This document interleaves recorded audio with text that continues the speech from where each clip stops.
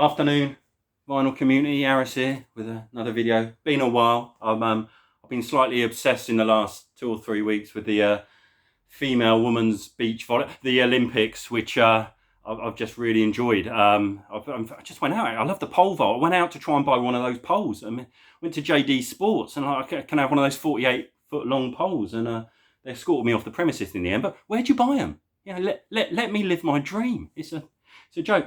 Mostly charity shop finds here, from Oxfam Music in Southampton, which is a charity shop that only sells vinyl, CDs and cassettes. Fantastic. They're so good at grading there. Like if I see a record there with VG, any other shop I'd back off. They are absolutely on point. I know there's a channel, fantastic channel, a lad who lives South Coast, Martin's Vinyl. He agrees. I know, I've seen him say it. The best graders ever. With that in mind, when I saw this, wire, chairs missing, absolute grail for me. This is the first press on Harvest, and they'd very helpfully put Deep Scratches side 1. So my heart sank, if I'm honest. But my thinking was they had it priced for about the price of a 12-inch single. It's a first press. It's going to sound great, and it's got side 2 plays like a dream, and it's got the greatest, or one of the greatest post-punk songs ever, Outdoor Miner, which is 1 minute and 40 seconds of sheer joy. It's as if Syd Barrett had written a post-punk song. It's a thing of wonder. And so I thought, if I could find a 12-inch single of Outdoor Miner, which I don't think exists, plus all the other songs on the side too, I'd take that 12-inch single. So there you go, I got it, and it's wonderful. So pleased to get it. So pleased to get it. Vinilo, Southampton record shop. Always keen to promote them. They sell new vinyl. About 20 yards down the road, they got a second-hand shop, Vinilo Vintage. I bought this. The Cure, Close to Me remix. Now this was released this is a 12-inch single. This was released in 1990 to promote the compilation All Mixed Up, where all their songs had been remixed by sort of dance acts, as dance music in the UK was just taken over at this point. And this one, the closer mix is by Paul Oakenfold. Everyone knows Paul Oakenfold in the UK. He produced the Happy Mondays breakout album, Prills Thrills. It's what I would call a baggy remix, and everyone in the UK would know what I mean when I say he's used the baggy beat. It's a bit ordinary. The Gold Dust is on side 2. The Dizzy mix of Just Like Heaven, which didn't appear on Mixed Up, it's remixed by Brian Chuck. Brian Chuck New, never heard of him. And I'm pretty good with my DJs and remixes. And it's wonderful, absolutely wonderful. There's also a remix of Primary by Keith LeBlanc, who was in Tackhead, who died recently. But the Just Like Heaven remix, it's got sort of tablas, and they slow it down, they highlight the guitar, and it's just a thing of wonder. It's a thing of wonder. If a genie appeared and said to me, Aris, rub my lamp and make 3 wishes, I'd have to think about it. I'd need him to define lamp. Once we got that cleared up, I'd say, well, when I die, I want to come back as Kylie Minogue showerhead. I'd feel obligated to say something about world peace and the end of hunger and la la la. And then I'd say, I would love a 9-minute version of A Flock of Seagulls Wishing. He would say, Aris, no need, because one already exists. Boom, there it is. A Flock of Seagulls Wishing on 12-inch. If you've always wanted a 9-minute version of this song with like a 7-minute outro of just ding, ding, ding, ding, ding, ding, ding, ding, your ship's come in. Here it is. What a beaut. £4.99 though I've paid at Oxfam charity for that. That's quite a lot for me to pay on a 12-inch. I don't normally breach the $2.99 mark, but what a wonder this is. It sounds amazing as well. 9 minutes, one side of vinyl, and yeah, I love it. Another Oxfam music I found yesterday. Thrilled to find this. I've been looking for this in the wild for about 15 years, and I never see it. I did see it once for about 20 quid. I'm like, I ain't paying that. I think it's possibly the greatest single of the 80s. Certainly top 5. When Mark Almond dissolved Soft Cell in a sort of a drug-addled mess, he formed Mark and the Mambas. Mark and the Mambas they brought 2 albums out. I've got them. I'll probably never listen to them again. It's kind of this sort of gothic theatre almost, sort of really inspired by sort of that sort of post-Berlin cabaret, Liza Minnelli, Scott Walker, Edith Piaf, that kind of sound.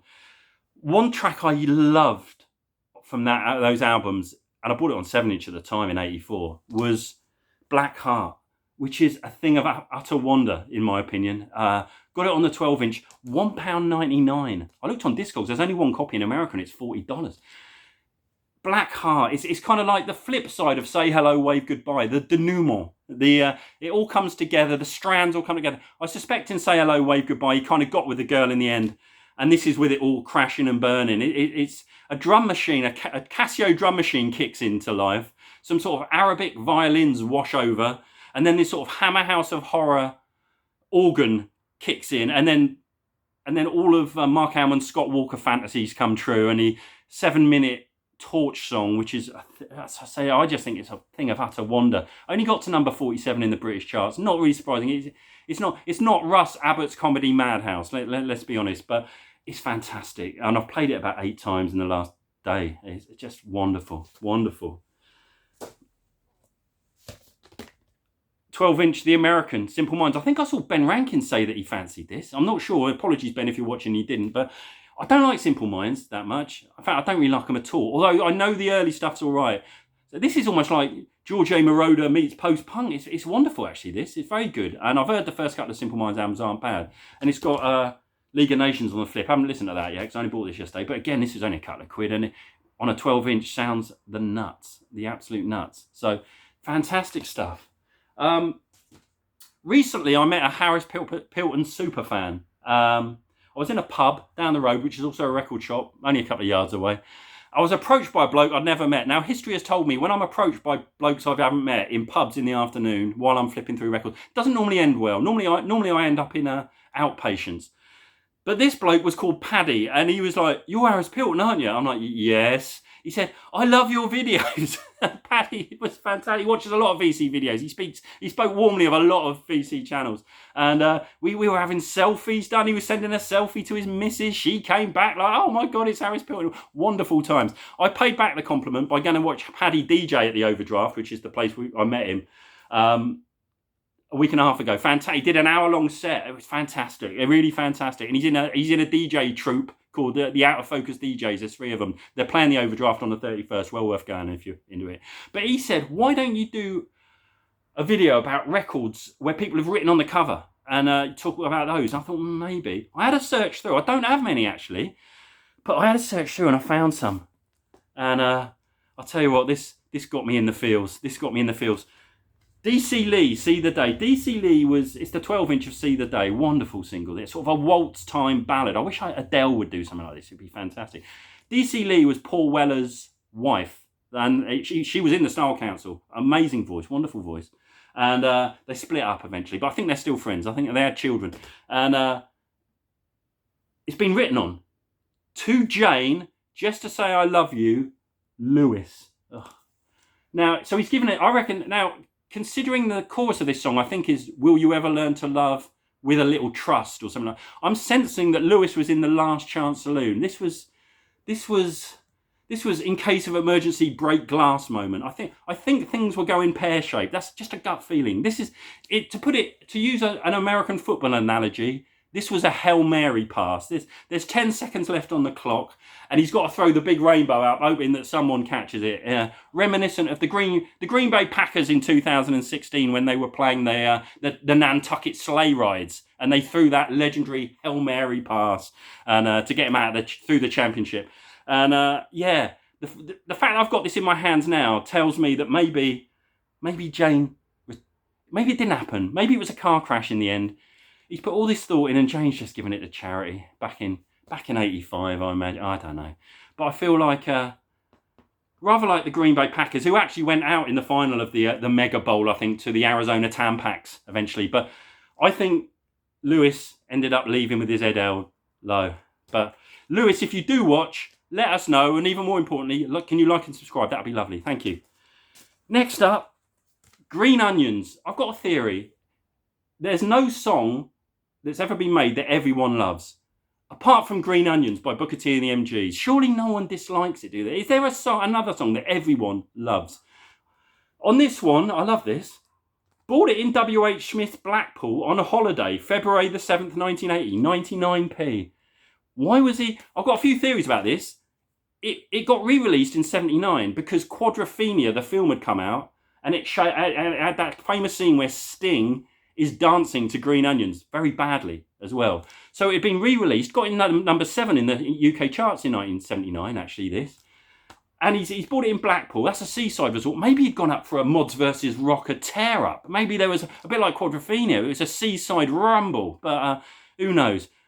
Either that or he just wandered into Woolworths on the last day of his holidays. But yeah, lovely. 99p, £4 in today's money.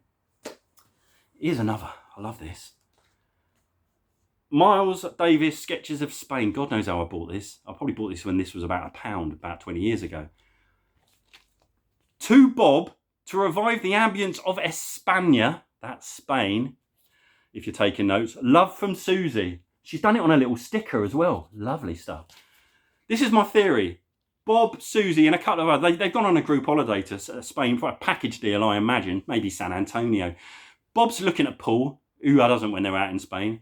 He's got to the last day. He still hasn't pulled. He's in the hotel bar at 2 a.m. Susie's there. He's had a couple of turbo shots. He's thinking, tonight's the night. What have I got to lose? We've all done it. He's had a heady week of sun, sea, sangria, and trying to beat the Germans to the sunbeds at 6 a.m. Can you still say that? Is that not politically correct? He's taking his chances.